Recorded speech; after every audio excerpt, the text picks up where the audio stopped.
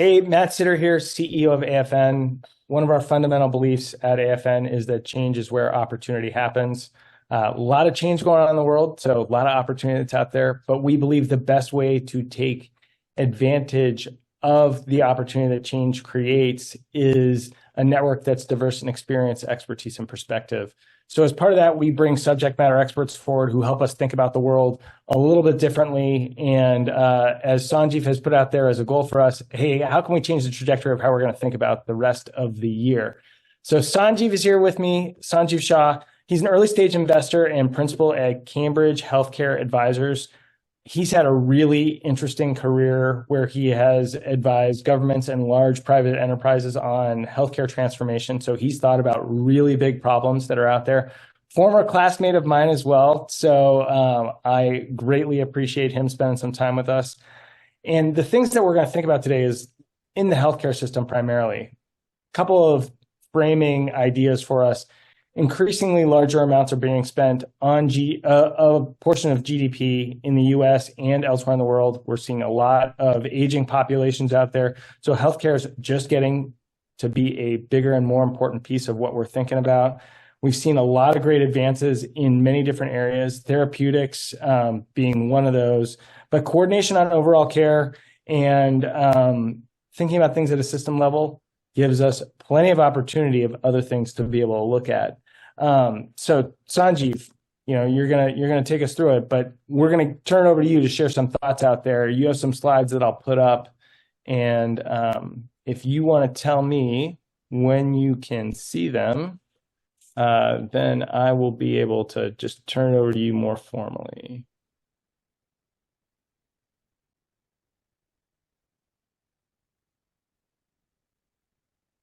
Yeah, I can see them now. Okay. And are we showing We can start with the just the title page, and then we can go from there. There you go. Yeah, all right. Perfect. Well, thank you, Matt. It's a pleasure to be here. I'm delighted to see you. As some people who will see this video know, you and I have known each other a long time, and that's a wonderful thing. Well, the central idea of this discussion is that improbable yet extreme events govern our psycho-socio-economic world, and that certain commercial parameters, in my current view, have the potential, note potential, to increase the probability of, but not guarantee, extreme impact in the tails. And at its core, this story is one of my standing on the shoulders of giants, such as Nassim Taleb, Arthur Devaney, and Benoit Mandelbrot. And there's a reading list at the end of the slide deck. And I owe them all my deepest gratitude. And so before we dig into the slide presentation, a few caveats. Okay, first, in our time here, we can barely begin to scratch the surface of these ideas and lenses or ways of looking at the world that I've been thinking about for a decade. I can hope only to start training your intuition and to provide an opening for many more discussions, both individually and collectively. And my cell number and email address are on this title page, and I encourage everyone on this call to use them. Second, don't take anything I'm saying at face value. As my spiritual mentor, Anthony DeMello, says, quoting the Buddha, analyze my words the way a goldsmith analyzes gold, by cutting, scraping, rubbing, and melting. In fact, I hope you'll treat what I say the way I treat what others tell me, which is, how could the opposite of what you're saying be just as true or truer? In this way, we can engage more fully with a posture of curiosity, openness, and imagination. And third, don't think about tail events and leptokurtosis until you've dealt with the two even more critical lenses that we'll discuss shortly. Now, I think of lenses in general as a way to step out of ourselves and view the world differently. Often the questions I ask myself are really lenses. For example, how would a world-class musician like Yo-Yo Ma look at your service? What animal is your company? Which one should it be? Where is the delight or magic in your product? And just as with the optometrist or ophthalmologist and her phoropter, that device they put in front of your head, when you switch lenses, you step into a different point of view. So speaking of lenses, my three most important lenses are survival, margin of safety, and leptokurtosis at the different levels of the individual, the family, the community, and say business and economic life. And so if we go to that first slide of the important lenses, the first is survival, okay? You cannot thrive if you hit an absorbing barrier. So the first thing you got to do is to clip your downside risks. And just to give you an example, say at the individual level, I don't ride motorcycles or fly in non-commercial jets. Okay, that's one way to clip my downside risk at the individual level. At the family level, if you have children and you don't have a way of providing for them if you are to die today, that's a survival risk. That's something you want to clip your downside risk. At the community level, if you live in a hurricane zone or an earthquake zone, as you do, Matt, what are the things that you have prepared so that when the big one hits, and it will, that you're prepared, that you've clipped your downside risk? At the business level, similarly, how can you ensure that no matter what happens tomorrow, your business survives? That's the first. If you haven't addressed that first, don't pass go, don't do anything, stop there and rethink. The second and most important lens for me is margin of safety, which I think of as not cutting it close. Okay, so the famed Valpost investor, Seth Klarman, has written a whole book about this called Margin of Safety. And I encourage everyone to read it. Warren Buffett talks about in his letters the example of the making of a bridge. If you're making a bridge and you know 80,000-pound vehicles are going to go across it and you can have a maximum capacity of 100, well, you don't build it right to that spec. You have a margin of safety so that if the trucks are running overweight or somehow they're double stacked, that you have accounted for that. There's a margin of safety. Do not cut it close. Those are the first two. Before you can get to leptokurtosis, address those two on those domains, the different levels that I mentioned. And then third, leptokurtosis. What is that? That means that rare extreme events govern our psychosocioeconomic life. So position yourself to benefit from these improbable high gain events. So Matt, if we could go to the next slide. Very briefly, there are three major types of probability distributions.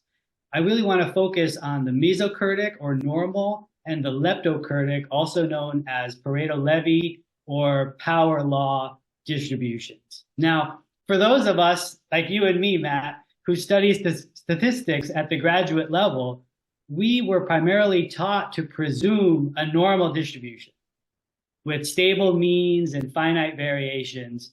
And in the Gaussian world that we learned about, primarily in our stats classes, events are assumed to be independent. But in the world in which we live, though, most psychosocioeconomic phenomena are interdependent, which means that normal distributions or mesokurtic distributions are completely irrelevant and inapplicable. And the statistical distribution governing interconnected agents or events gives rise to a power law or leptokurtic distribution instead, due to feedback cycles and mutual causal progressions that can result in extreme events. Now, I don't want anyone to look at these diagrams too carefully because whole distributions are not generally observable outside of our textbooks, and especially in the world in which we live. So we can really only reach a tentative degree of belief in any probability distribution based on finite observations, if any exist. Now, if we move to the next slide, zooming in a little bit on the tails of a bell curve or normal distribution versus a power law, you really begin to see how this idea of fat tails is far more evident in a power law, whether it's graphed on a linear axis or a log-log axis. And what that means is that fat tails have a higher probability of extreme values that can have a significant impact on the total. So just to give you an example, in a power law distribution, you can have a movie like a Titanic that is a multi-billion-dollar revenue maker. And in the bell curve environment, you would never have something with that's that much further out from where the average is. And so moving to the next slide, most of psychosocioeconomic life is non-Gaussian. This is one of the key takeaways here, is that just about all important phenomena in human affairs are almost completely unpredictable and largely governed by extreme events where the winner, quote unquote, takes all. And that includes wealth, that includes financial returns, that includes profits, that includes innovations, that includes social networks, that includes damages from natural disasters, including earthquakes, hurricanes, tsunamis, and also deaths from wars and pandemics.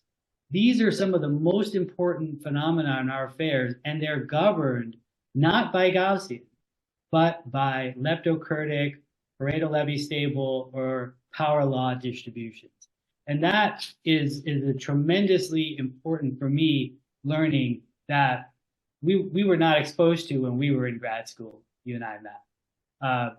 So switching up gears a little bit, when we generally think about business, the basic commercial parameters are things like people. Okay, who are the employees? Who are the business partners? Customers, geographies, where are they located? Your products, your services, and the associated activities that the company engages in to deliver those.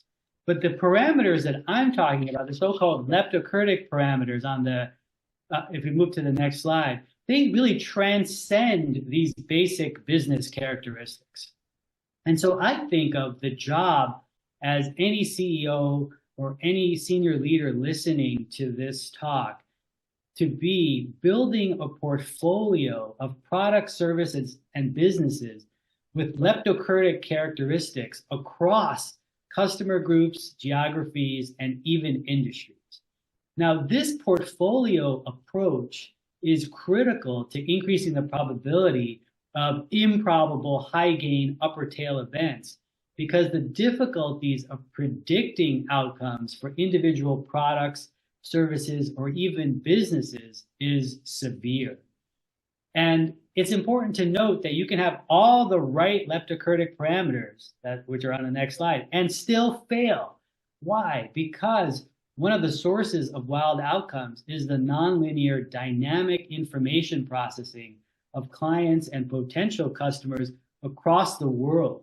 And you just can't control that. Now, all that said, the next slide is the heart of this discussion, and that is, what are those characteristics that I've found over the past decade that increase the probability, but do not guarantee, again, important to say, of that leptokurtic outcome in the tails. And so if we start here, this itself is a Fibonacci spiral. There's a reason why it's graphed this way, and we'll get to that. But first, I want to start in the lower left, where we talk about one of the major characteristics I find of those businesses that have the potential of that leptokurtic outcome is that they're information-based, they're digital, they're electronic, they're aphysical, they're dematerialized, they're non-rival, and therefore they're infinitely reproducible. Dematerialized is something that some people have a hard time grasping. What is that? Well, a movie is actually a dematerialization. When you take all these people who come together in physical time and space, and you've made it into something now that's digital with zeros and ones, you've dematerialized it. And now that movie can then be seen by literally billions of people at a very low incremental cost going forward. And so for me, these are the point to start is, does your business exhibit these characteristics first? And if it doesn't, that may need to look at that first and say, what are ways that our business could exhibit these characteristics more effectively. Next, you want to ensure that what you're doing has the potential for what I call nonlinear dynamics or exponential growth potential with variables that are unbounded. Again, something that's digital or electronic is going to be a lot more nonlinear or have a much greater potential for exponential growth than something that's physical.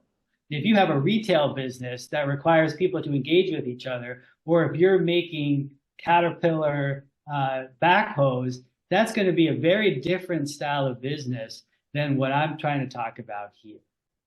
Third, it's important to have a characteristic of being network driven, where positive feedback processes can help you result in so much of a greater outsized outcome.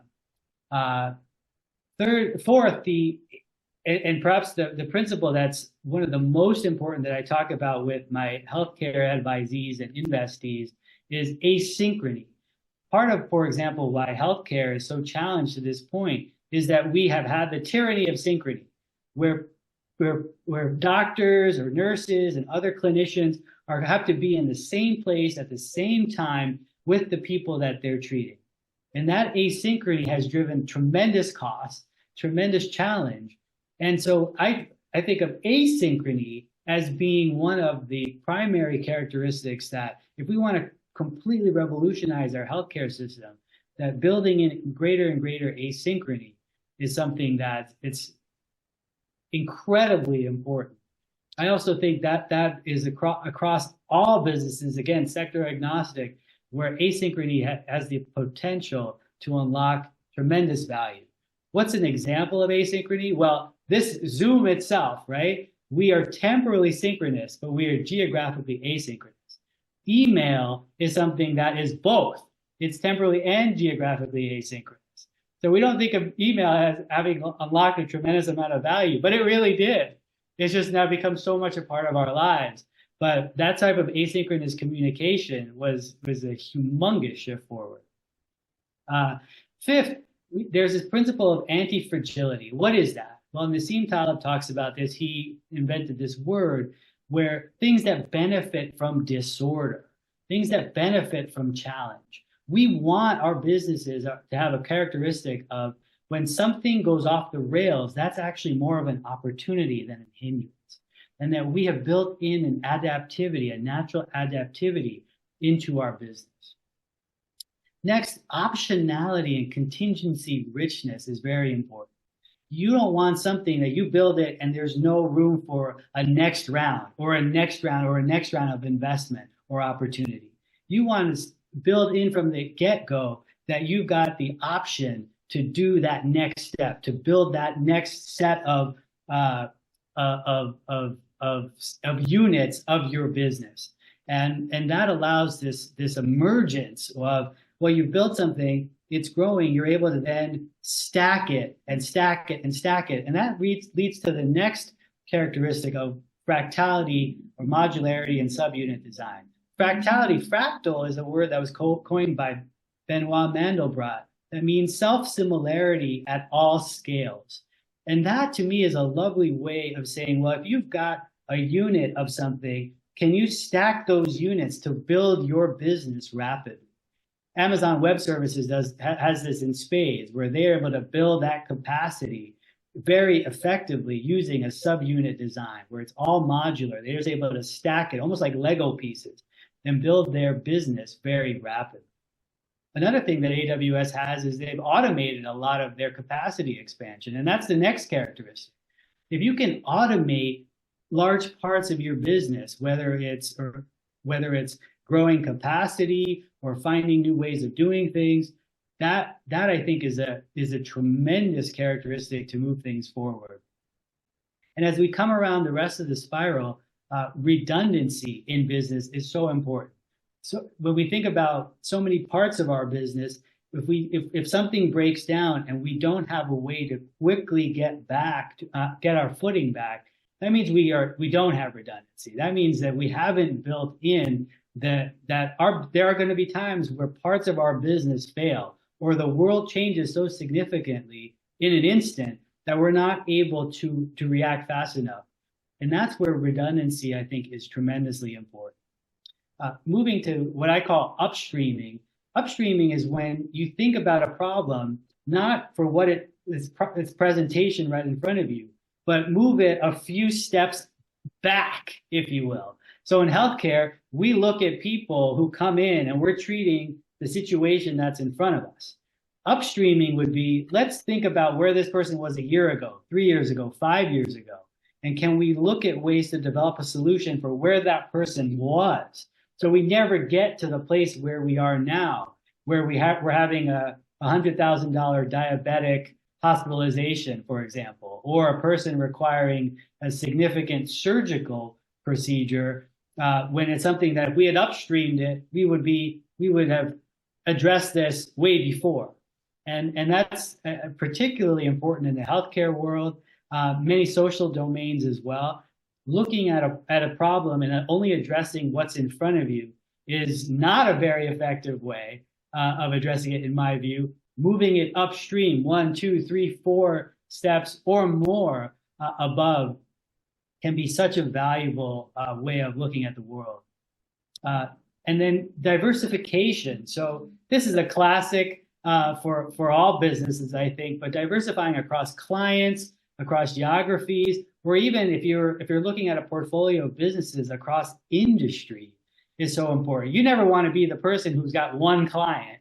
If you're a contractor and you only got the government as your client, you're not very anti-fragile as a business. You're not robust. You are actually quite fragile. And so diversifying across all these clients, geographies, industries can make you far more robust than you would be otherwise. In general, I find that small size is a very important characteristic. Bigness in the business world can often result in fragility.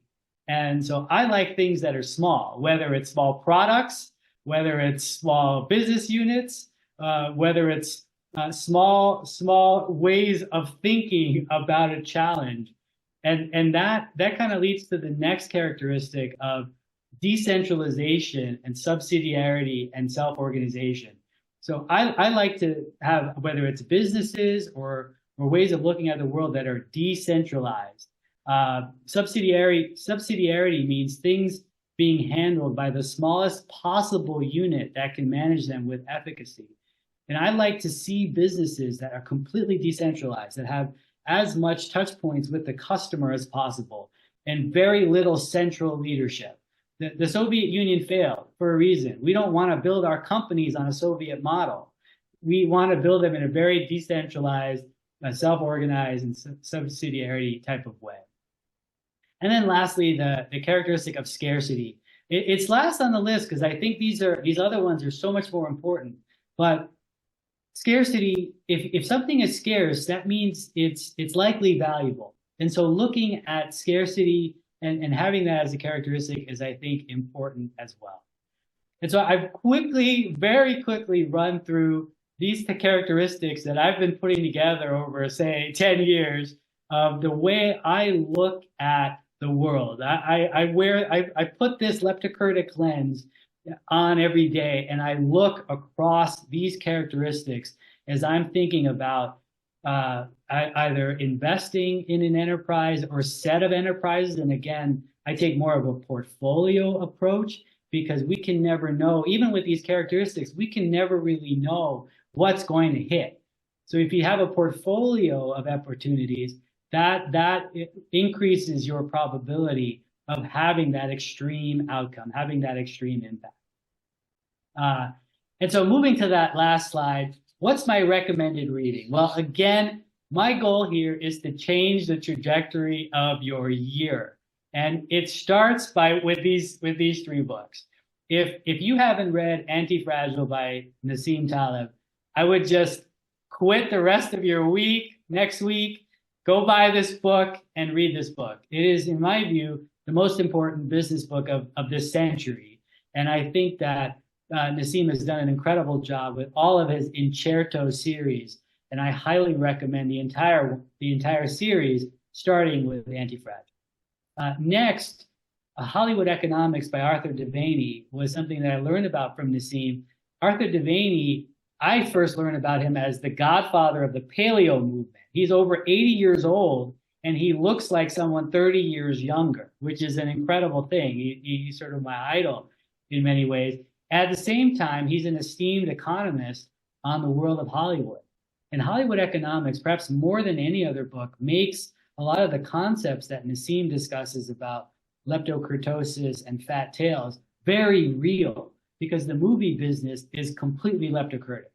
It's an information industry. It's digital, electronic, it's dematerialized, where you have these extreme outcomes in the flesh. You have a movie like Titanic, and then you have movies like John Carter, which make nothing, which cost a lot, make nothing, go really negative. And then you have something like Titanic, and it's one of the businesses where it's very tangible for most people. And art does a wonderful job in that book of making it very real and very tangible.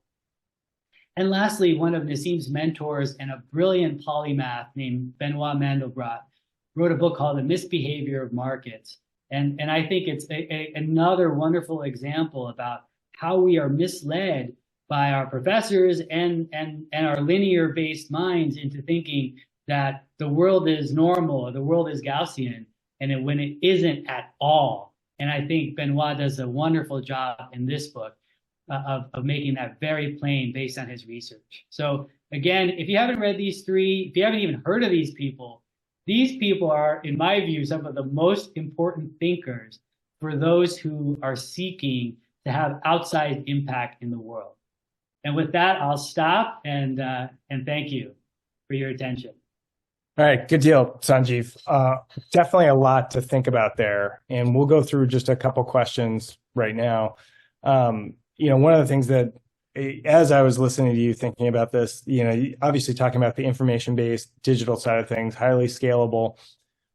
So much of what gets focused on within the healthcare system is around therapeutics. And when you're coming up with a new therapeutic, the outcomes are binary, right? Either it worked or it didn't, and you've got these tremendous investments that are out there. And, from a systems level, we can think about therapeutics, they're great, but to be able to actually use them requires a lot that's around them. Why do you think we focus so much on therapeutics in the healthcare industry? Why is that, what people talk about more than anything else, or where there's so much money that's flowing on a consistent basis? Yeah, that's a thought-provoking question, Matt. It really is. And I don't know if I know the answer. It's something that I have been puzzled by, because I think that we know that so much of how we can enhance human health comes down to a handful of factors, and they're just basics. They're things like movement and diet and nutrition and sleep and I think that those small factors have, in my view, such a much greater capacity to move the needle on not only individual but population health, and yet it's something where we don't see as much focus on those things, yet we see tremendous focus on let's say pharmaceuticals, for example, the latest being things like Ozempic and that whole class of semaglutide, and I look at those and I am concerned about how our society is moving forward, because I think that so much of what could be achieved with these other interventions that are in some ways more challenging because they're behavioral.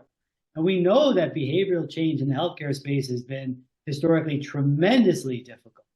And I've talked with many of my colleagues about how even those who've had a recent, let's say, heart procedure, within 6 months of having had it, any behavior change that they had that was improving their health has been reversed.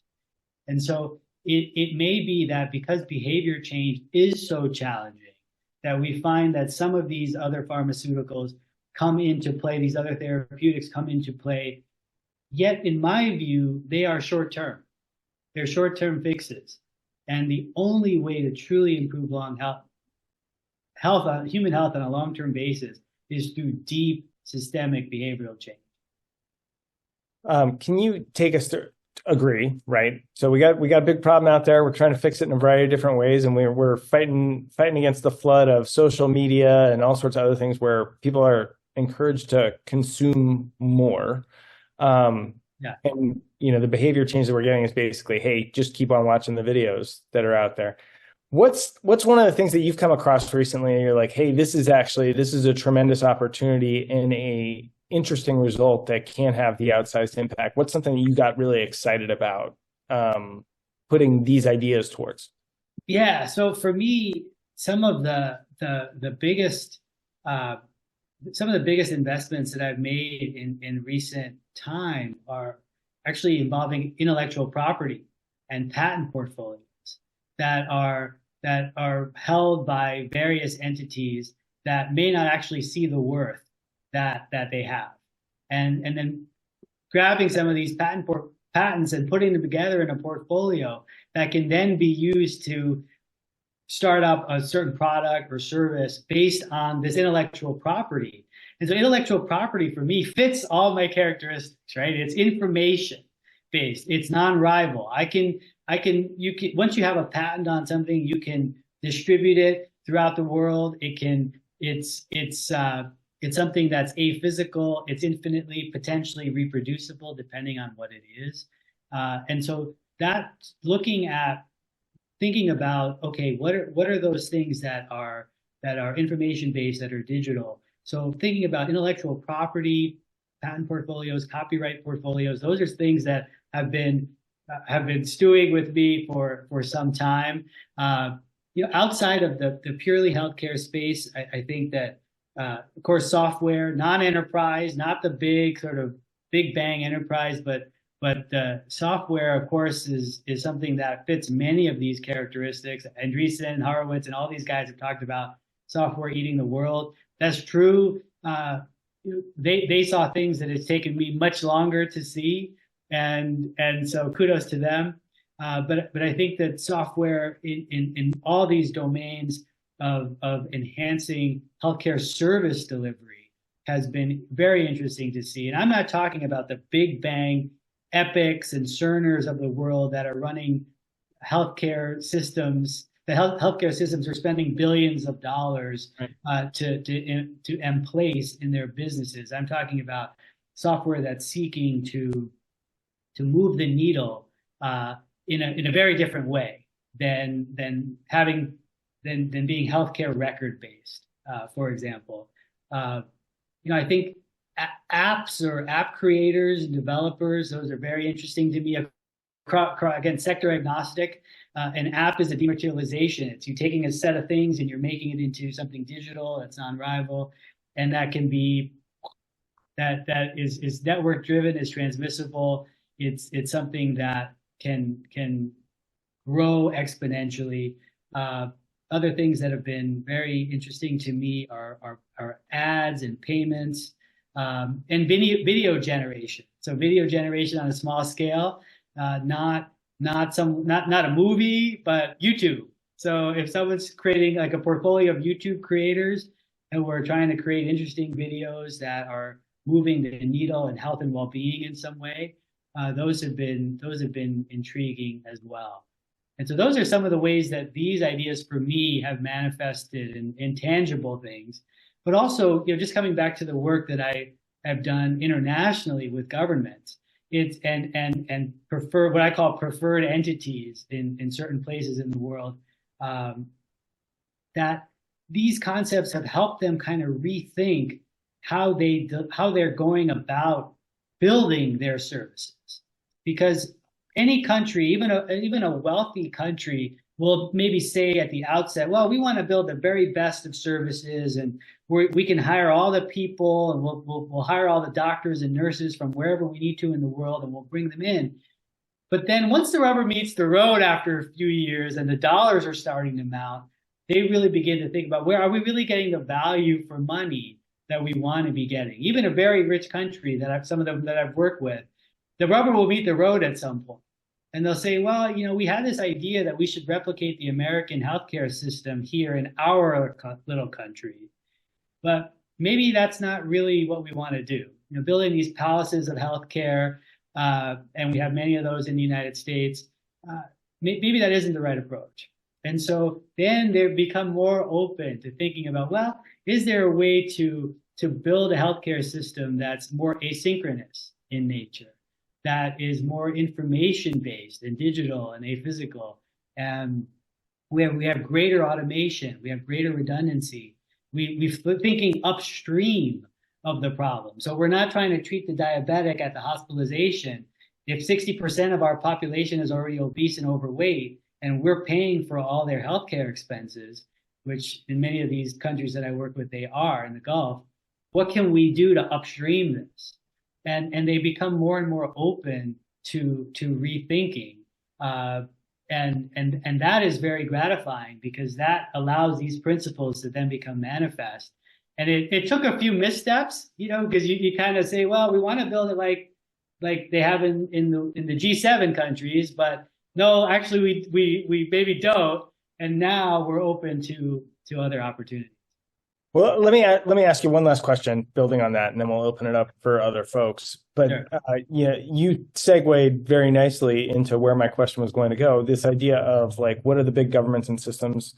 What are some of the things that they're doing? If you were to summarize what the problem that they're trying to solve is, how would you state that when they're saying like, Sanjiv, we want to talk to you? When they're saying like, here's our problem, what are they saying to you? Yeah.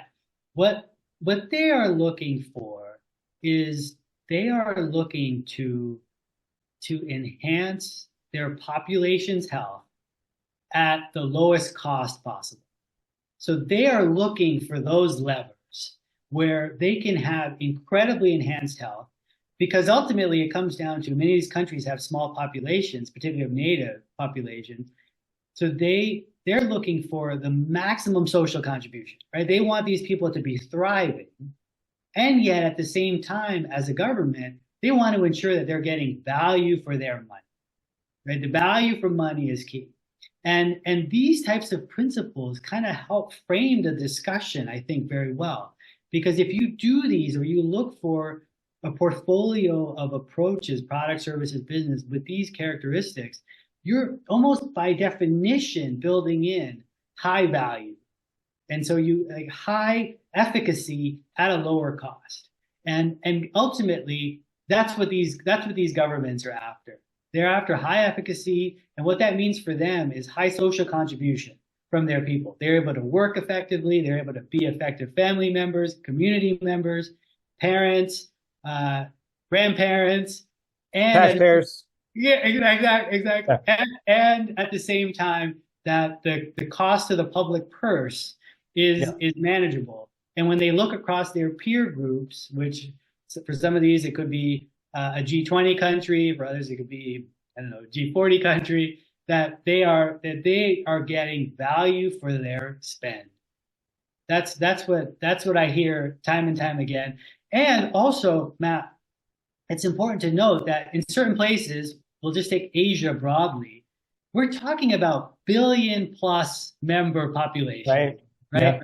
You can't build a system like we have in the West, in the G7, in China, in India. It's just not possible.